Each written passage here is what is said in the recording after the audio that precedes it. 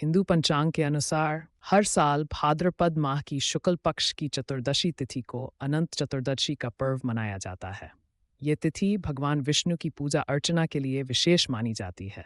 आज के दिन भगवान विष्णु के अनंत रूपों की पूजा की जाती है, इसलिए इस पर्व को अंत चौदस के नाम से भी जाना जाता है। पांडवों ने राजपाट हारने के बाद वनवास के दौरान श्री कृष्ण के सुझाव पर अनंत चतुर्दशी का व्रत रखा था। तब श्री कृष्ण ने कहा, हे युधिष्ठिर, तुम विधिपूर्वक अनंत भगवान का व्रत करो, इससे तुम्हारा सारा संकट दूर हो जाएगा। प्राचीन काल में सुमंत नाम का एक नेक तपस्वी ब्राह्मण था। उसकी पत्नी का नाम दीक्षा था। उसकी एक परम सुंदरी धर्मपरायण तथा ज्योतिर्मयी कन्या थी, जिसका नाम सुशीला था।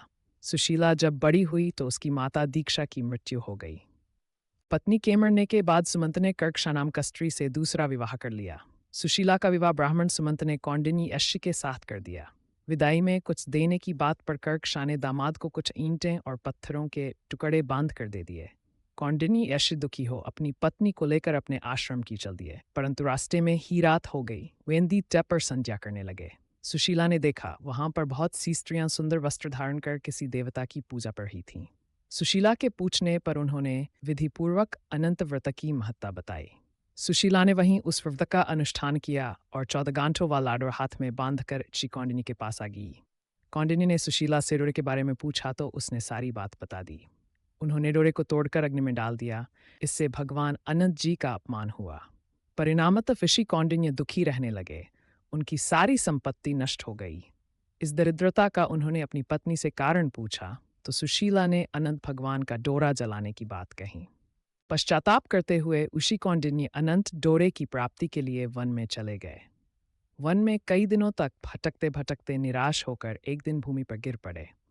तब अनंत भगवान प्रकट होकर बोले, हे कौंडिन्य, तुमने मेरा तिरस्कार किया था, उसी से तुम्हें इतना कष्ट भोगना पड़ा। तुम दुखी हुए, अब तुमने पश्चाताप किया है, मैं तुमसे प्रसन्न हूँ।